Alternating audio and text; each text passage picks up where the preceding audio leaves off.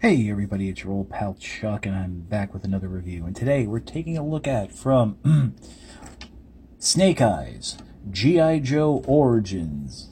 This is Snake Eyes and Storm Shadow.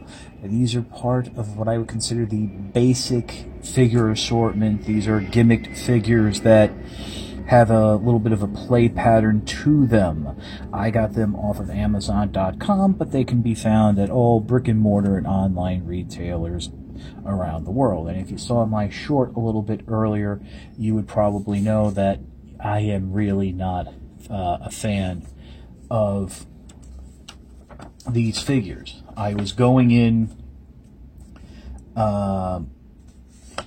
hoping for something along the lines of the Star Wars Galaxy of Adventure style figures, and I would settle for the Marvel basic figures, which we've taken a look at, like the Mech Strike Captain America, and ultimately what I've ended up with is something a little bit less than that.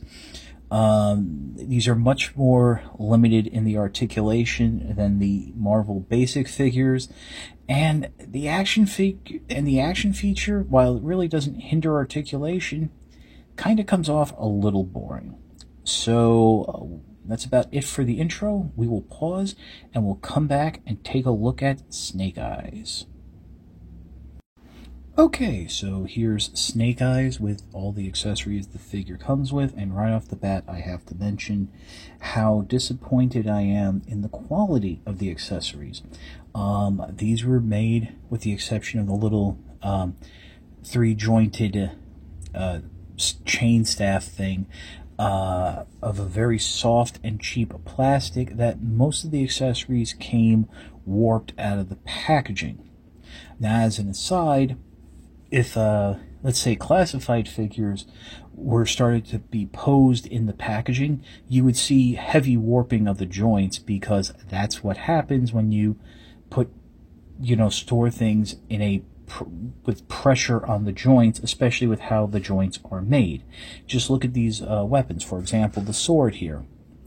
I've kind of bent it back a little, but you can see just how soft and warped it was. The sheath, and of course the sheath, the sword does fit into the sheath quite nicely. And a little pet peeve of mine, there's the peg right there, so this will peg into Snake Eyes' back like this. It really should peg into his back like this with the blade up. That's how you're supposed to draw the katana sword. And as I mentioned, it can just peg into the back right here, just like so. And that's about it for weapon storage for Snake Eyes, unfortunately. The other weapons, there's no like sheaths or anything for them. Speaking of which, we have this pair of dueling dagger size or whatever. This kind of reminds me of the last Highlander TV film, with Duncan, where he had these small blades, and you can see just how bent they are or warped they are. The best way to avoid anything like that happening is actually cutting the plastic bubble and lifting them out. Don't draw them out. And as you may have noticed in the intro, these daggers can be ported into the end of the chain there. And the chain is just, if you remember the old version 3 Snake Eyes, it's a very similar type design. So, now we had talked about the articulation a little, and, unfortunately, it's not wonderful. The head is on a ball joint, but for whatever reason, it's very, very limited.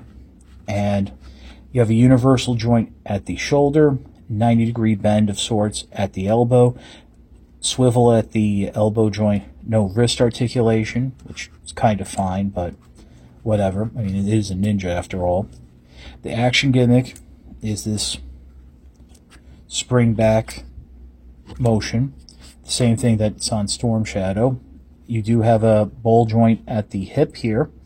That does allow for some lateral movement, but no rotation. You have some faux ratcheting there at the knee, and a swivel there, but no ankle articulation. So, for a ninja, Snake Eyes is very limited in what he can do.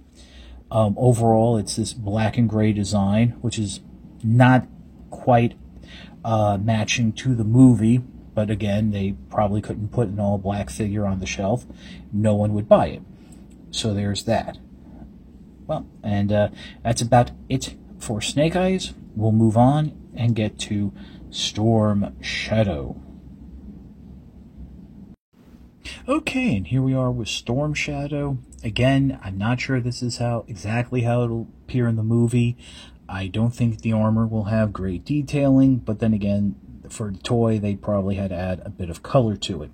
One thing right off the bat I like a little bit more about Storm Shadow is it kind of has a few more accessories than Snake Eyes. I mean, Snake Eyes, you figure, had 5 if you count the sheath of the sword.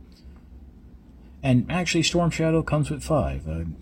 So depends on how you count. So, but I think I like Storm Shadow's accessories a little bit better. First, package on the figure in the packaging is his little double katana holder.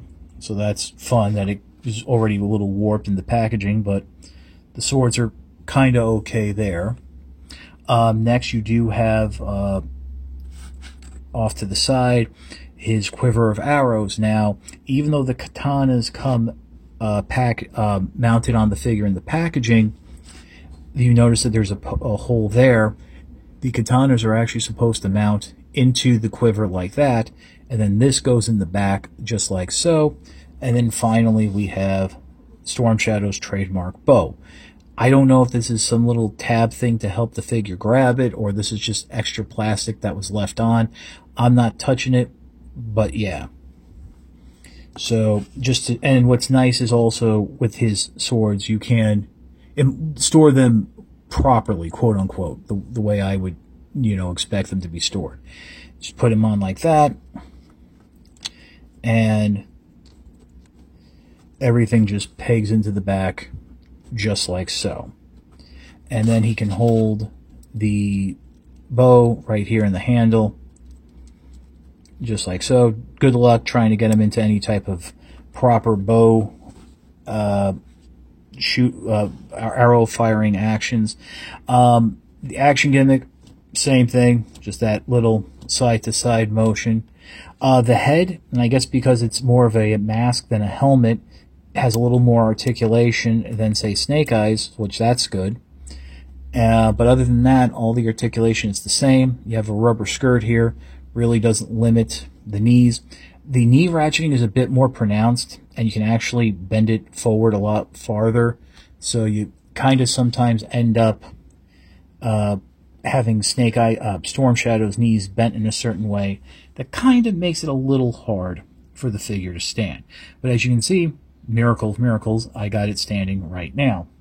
By the way, why I have you would think on the packaging for Storm Shadow, they would have like a picture of Storm Shadow in the corner. Nope, it's a picture of Snake Eyes. So make sure if you want to buy Storm Shadow, and why you would want to buy this figure, I don't know, it's not that good, you pay attention and you make sure it says Storm Shadow. Now, that's about it for this figure, since we went through the articulation with Snake Eyes and it's the same.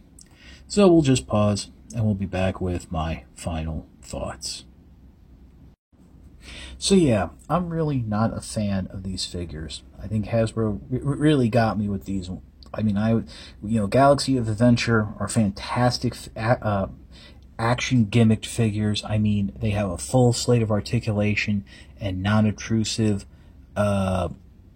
action gimmicks. The Marvel figures are a little more limited, but they're still fine and a lot of fun. These just fall flat, and I think unfortunately that's a lot like the film, because $88 million budget and it only made $13 million in its first weekend.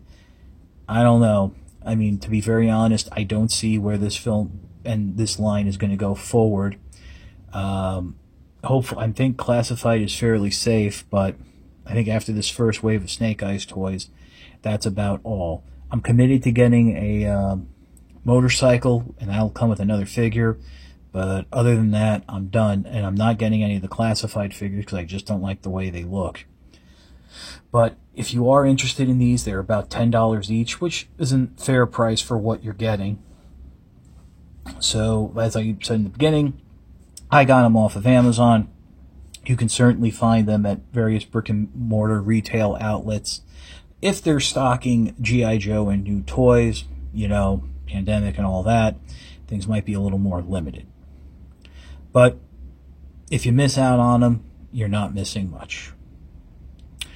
So that's about it for the review. If you like this review, please consider liking, commenting, and subscribing. While I will always appreciate the views, the likes, comments, and subscriptions help to communicate through YouTube's algorithms that my channel should be exalted and held upon high. If you want to make the ultimate sign of support, please consider signing up for my Patreon. It is www.patreon.com/ChuckDog1999. All I ask for is $1 a month or $12 a year. No thrills, no tears, no special rewards. All I'm asking is for you to help me to help you bring figures like Snake Eyes and Storm Shadow to you, as well as keeping up the infrastructure of the channel. As I've mentioned in previous videos, I have been experimenting with the Foldio backdrop system, and you know, it's getting some time and, you know, usage. I'm probably going to have to actually now pick up the Foldio 2, but again, that all wouldn't be possible without your generosity and understanding. Now, of course, with all that being said, if you can't afford the $1 a month or $12 a year, I more than understand. Your views are more than enough. As I've said before, Patreon is a cherry on top of an already generous sundae. But if you are interested, there's a card here in the corner. YouTube got those working again, and a link, hyperlink in the description below. That's about it for the review. For Snake Eyes and Storm Shadow, this is your old pal Chuck, and we will see you next time.